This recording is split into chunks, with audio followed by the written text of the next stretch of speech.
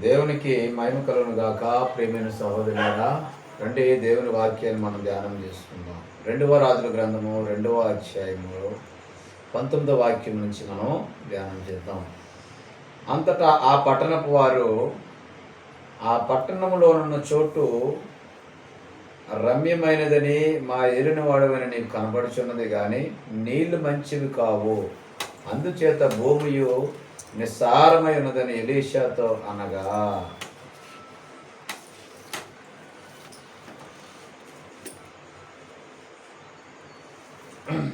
యోర్దాను నుంచి ఎరికో పట్టణానికి ఆయన వెళ్తూ ఉన్నాడు. ఎరికో పట్టణంలో ప్రజలు, ఏ ప్రజలైతే ఎలీషా దగ్గరికి వచ్చి చూసి, అయ్యా ఏలియా గారి ఆత్మ నీ మీద ఉన్నది, అందుకే నువ్వు కార్యం చేయగలుగుతున్నావు అని నిరీక్షించగలిగారో, సాష్టాంగపడ్డారో, ఆ ప్రజలు ఎలీషా యొద్దకు మళ్ళా రెండవసారి వచ్చి మాట్లాడుతూ ఉన్నారు. అంతటా ఆ పట్టణపు వారు, ఏ పట్టణం అది? ఎరికో పట్టణం. ఈ పట్టణం ఉన్న చోటు రమ్యమైనదని మా ఏలిన వాడవని నీకు కనబడుచున్నది. అయ్యా, మా పట్టణాన్ని చూసావా? ఎంత అద్భుతంగా ఉందో, ఎంత శృంగారంగా ఉందో, ఎంత అందంగా ఉందో. ఆ ఎత్తైన మేడలు, ఆ ఎత్తైనటువంటి భవంతులు, ఈ యొక్క విస్తారమైనటువంటి ఆస్తులు, ఎక్కడున్నటువంటి వైభవము, ఎక్కడున్నటువంటి కీర్తి, ఈ పట్టణానికి ఉన్నటువంటి డెవలప్మెంటు, అభివృద్ధి, ఇక్కడ ఉన్నటువంటి కంపెనీలు, ఇవన్నీ చూస్తుంటే చాలా అద్భుతంగా కనబడుతుందయ్యా. అయ్యా, ఈ పట్టణం ఉన్న చోటు రమ్యమైనది, చాలా, ఈ పట్టణంలో ఉన్నటువంటి చోటంతా చాలా మంచిదయ్యా, అలా కనబడుతుందయ్యా బయటికి, కానీ నీళ్లు మంచివి కావు. ప్రియమైనటువంటి సహోదరులారా,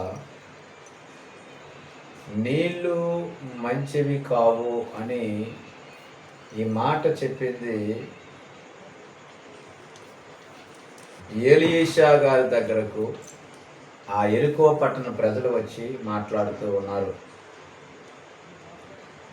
ఈ నీళ్లు మంచివి కావు, ఇక్కడ నీళ్లు మంచివి కావు, అందుచేత భూమియు నిస్సారమై ఉన్నదని ఎలీషాతో చెప్తూ ఉన్నారు. నీళ్లు మంచివి కావు అంటే ఏమిటి అసలు? అంటే ప్రాంతం ఏమైంది?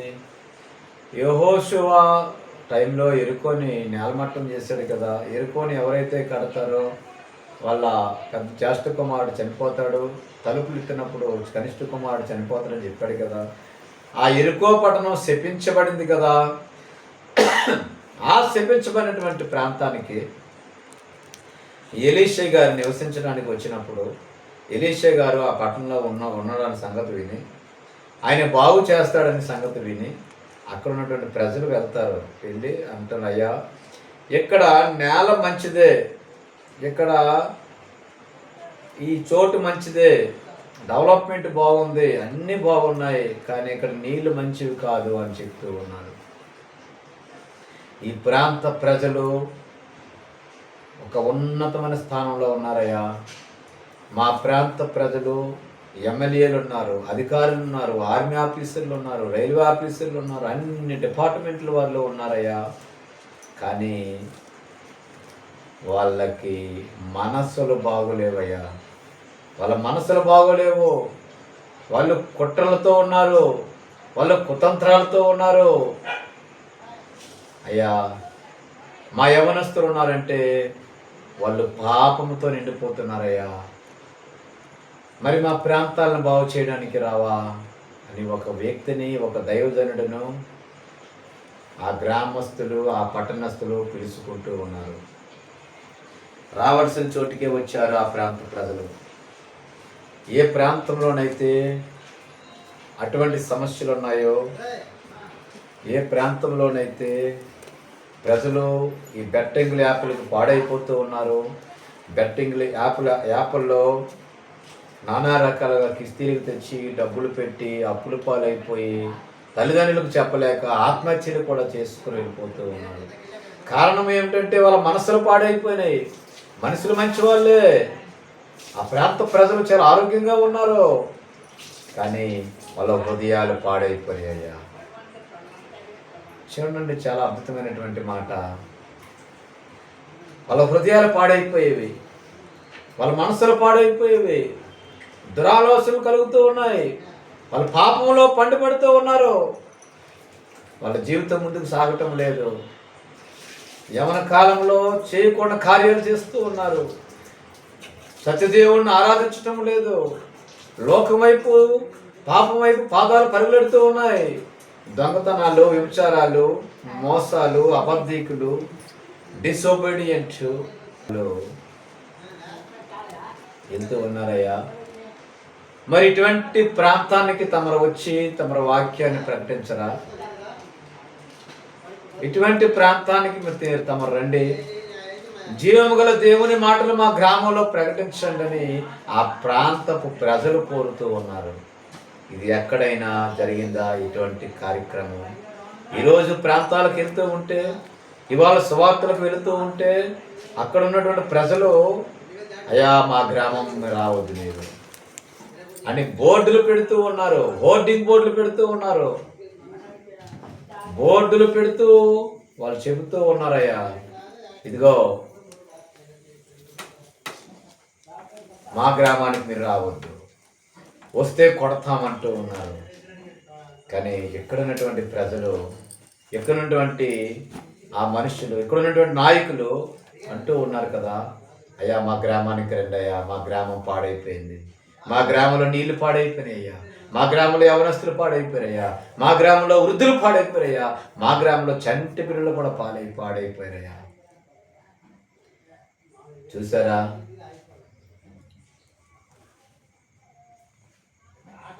నోవహు దినాల్లో ప్రజలు ఎలాగున్నారు?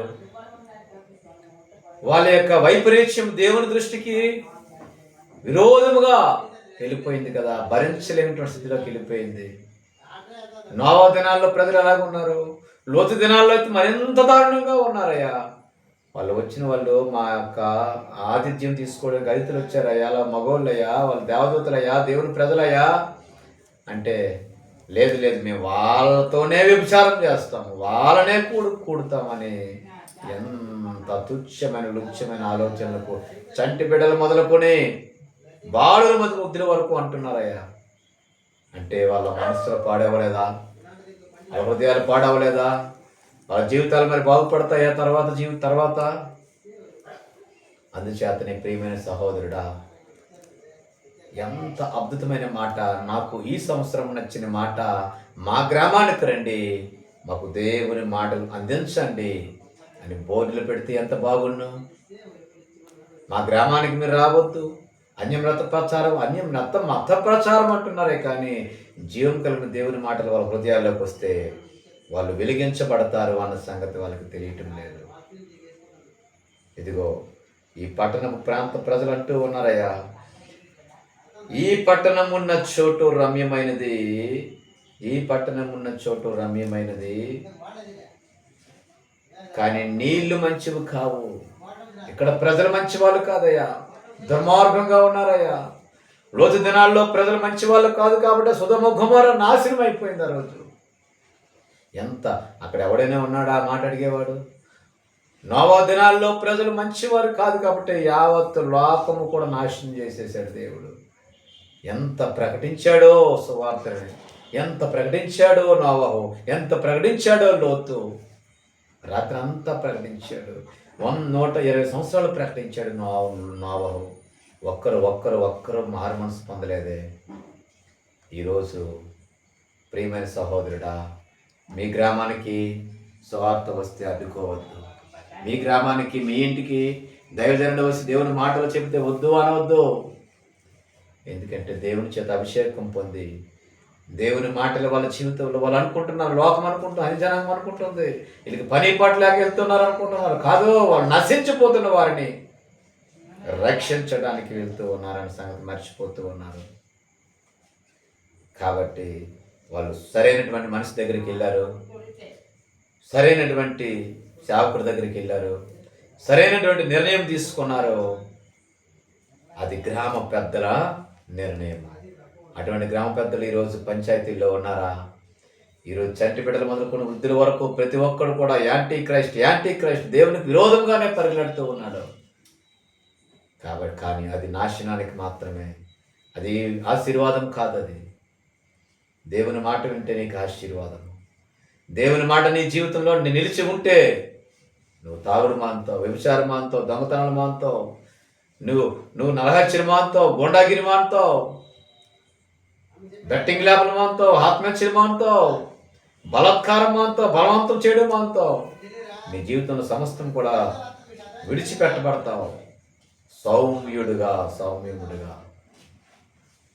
గెరేసైన ప్రాంతంలో యేసు ప్రభు వారు వెళ్తే శానా దెయ్యం పట్టినప్పుడు అక్కడ ఉన్నటువంటి ప్రజలు ఏం చేశారండి? వాళ్ళు కాళ్ళు చేతులు ఇనుప సంఖ్యలతో కట్టారు. వాటిని తుచ్చనీలుగా తెగ్గడి పారేసేవాడు ఆయన. సమాధుల్లో పరుండేవాడు, సమాజంలో ఉండేవాడు కాదు, సమాధుల్లో ఉండేవాడు ఆయన. అటువంటి వ్యక్తి యేసు ప్రభువుని చూచి ఆయన ఎదుటి మోకాల్లోని స్వచిత్తుడై బుద్ధిమంతుడై ఆయన ఎదుట ఇదిగో మఠం వేసుకొని కూర్చుని దేవుని వాక్యం వింటున్నాడు. ఎందుకంటే రావలసిన వ్యక్తి దగ్గరికి వచ్చినప్పుడు వాడి జీవితం మారింది, బంగారు భవిష్యత్తు వాడికి వచ్చింది. ఈరోజు నీకు మంచి భవిష్యత్తు ఉంది మిత్రమా, మంచి భవిష్యత్తు ఉంది స్నేహితుడా. నువ్వు చెప్పేటువంటి మాట అది దేవుని మాట, జీవం కలిగిన మాట అయితే నువ్వు బ్రతికిస్తావు. కానీ దయచేసి ఏవో మాటలు నువ్వు పరిచర్యలో వాడద్దు, లేనిపోయిన ఉపమానాలు వాడద్దు, లేనిపోయిన మాటలు టైంపాస్ చేయొద్దు. టైంపాస్ సేవకుడుగా ఉండొద్దు. ప్రియమైన సహోదరుడా, సేవకుడా, దైవజనుడా, దేవుని మాటలు నీ నోటంట బల బల బల జల జల జలమని జీవం కలిగిన మాటలు వచ్చినప్పుడు వాడు బ్రతుకుతాడు. నీ మాట జీవము గలదయ్యా యేసయ్యా, నీ మాట సత్యము గలదయ్యా, నీ మాట జీవము గలదయ్యా నా యేసయ్యా. ఆయనకు తెలుసండి ఆయన మాటలో జీవం ఉందని, ఆయన మాటలో సత్యం ఉందని. ఆ గ్రామస్తులు ఎంచుకున్నారు, కల్లారా చూశారు ఏలియా గారి ఆత్మ ఆయన మీదకు రావటం. అటువంటి స్వచిత్తుడిగా నువ్వు ఉన్నట్లయితే ప్రియమైన సహోదరుడా, ప్రియమైనటువంటి విశ్వాసి, ప్రియమైన సంగమా, ఇదిగో దేవుడు నీ పక్షాన ఉండి అనేక గొప్ప కార్యాలు చేయడానికి సిద్ధపడుతూ ఉన్నాడు. కాబట్టి నీ మాట జీవము గలదయ్యా యేసయ్యా, నీ మాట సత్యము గలదయ్యా,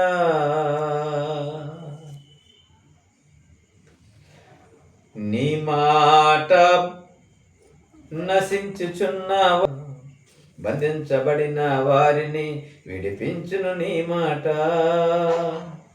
నీ నశించుచున్న వారిని బ్రతికించును నీ మాట, బంధించబడిన వారిని విడిపించును నీ మాట, తోవ తప్పిన వారిని సరిచేయును నీ మాట, కృంగిపోయిన వారిని లేవనెత్తును నీ మాట. నీ మాట జీవము గలదయ్యా యేసయ్యా, నీ మాట సత్యము గలదయ్యా, నీ మాట మార్పు లేనిదయ్యా యేసయ్యా, నీ మాట మరచిపోనిదయ్యా.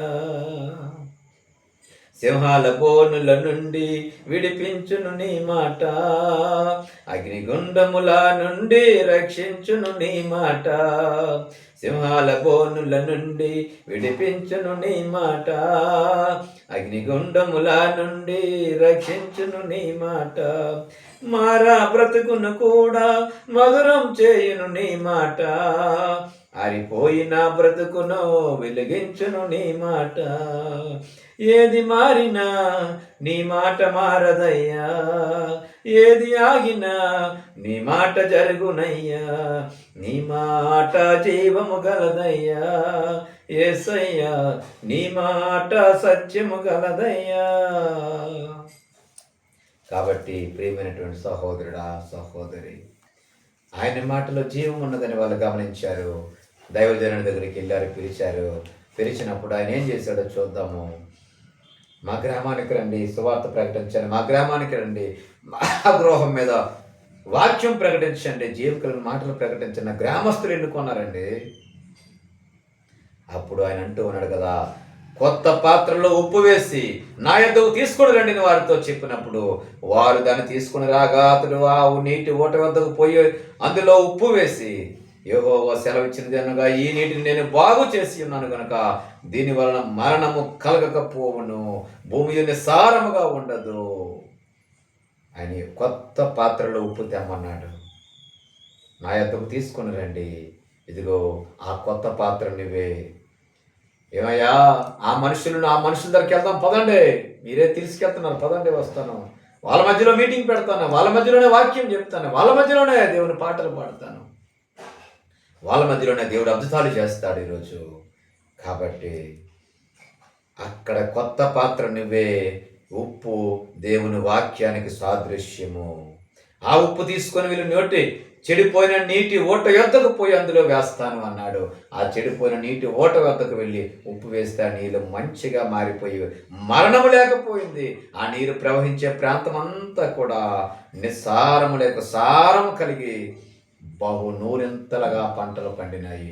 నూరింతలుగా మనుషులు మారిపోయారు. నూరింతలుగా మనుషులు సౌమ్యులుగా మారిపోయారండి. దేవునికి సాష్టాంగ పట్టం మొదలు పెట్టారండి ఆ గ్రామం, ఎరుకో పట్టణం అంతా కూడా. అటువంటి గొప్ప తీర్మానము ఈరోజు ఎరుకో పట్టణ ప్రాంతంలో ఉన్నటువంటి పెద్దలు తీసుకున్న నిర్ణయము. విశ్వాసి సేవకుడా, సంగమా, నువ్వు తీసుకొని నీ యొక్క గ్రామంలో, నీ యొక్క వీధిలో, నీ యొక్క సంఘములో ఈ మాటలు చెప్పించగలవా? నీవు ఆ ఉప్పు వేసిన మాటలు చెప్పించగలిగితే నీలో నిస్సారాన్ని దేవుడు తీసివేస్తాడు, మరణాన్ని తీసివేస్తాడు, నిరీక్షణ అనుగ్రహిస్తాడు, నిన్ను దేవుడు జీవములోనికి నడిపిస్తాడు. ఈరోజు ఎంతమంది తనంతలకు తానుగా చనిపోతూ ఉన్నారు, ఎంతమంది వాళ్ళ జీవితాలను పాడు చేసుకుంటూ ఉన్నారు, ఎంతమంది అసహనంలో ఉంటూ ఉన్నారు, అశాంతిలో ఉన్నారు. నెమ్మది లేక బ్రతుకుచున్నావా మనవుడా? చూడండి, నెమ్మది లేక వెళ్తూ ఉన్నావా ఓ మనిషి? రండి రండని రమ్మనుచున్నాడు యేసు ప్రభువారు, ప్రయాసపడి భారము మోయువారలు ప్రభును చెంతకు పరుగడి వేగమే. రండి రండి రమ్మనుచున్నాడు. ఆయన దగ్గరకు వస్తే నీకు నెమ్మది, ఆయన దగ్గరకు వస్తే నీకు సమాధానము, ఆయన దగ్గరకు వస్తే నువ్వు రావాల్సిన మనిషి దగ్గరికి రావాలి. కానీ ఈ లోకంలో ఎక్కడికి వెళ్ళా నీకు సమాధానం దొరకదు. ఆ సమాధానం ఇచ్చిన నేను లోకం ఇచ్చిన సమాధానము కాదు, నేను ఇచ్చిన సమాధానము దీర్ఘ శాంతము కలిగినదని అంటూ ఉన్నాడు. పూర్ణ శాంతము నేను అనుగ్రహిస్తాను అంటూ ఉన్నాడు. అంత నెమ్మదినిచ్చిన దేవుడు ఆయన దగ్గరకు వచ్చి ఆయన వాక్యం విని మీరు బహుగా బలపడాలని దేవుని పేరట చిన్న వాక్యము అడిగి మిమ్మల్ని అందరిని బ్రతిమలాడి రమ్మని వేడుకుంటూ వాక్యము మన వెనుకడిలో అందరిలో ఇది ఫలించిన గాక. దేవుడు తన వాక్యాన్ని దీవించి ఆశీర్వించిన గాక. ఆమేన్. యేసయ్యా నీకు వందనాలు. కూడి వచ్చిన బిడ్డలను దీవించి ఆశీర్వించి నడిపించండి అయ్యా. అక్కరలు తీర్చండి, నడిపించండి, మమ్మల్ని అందరినీ కూడా దీవించండి. యేసుక్రీస్తు వారి పేరట చిన్న ప్రార్థన సమర్పించడానికి వేడుకొంచున్నాం తండ్రి. ఆమేన్. ఆమేన్.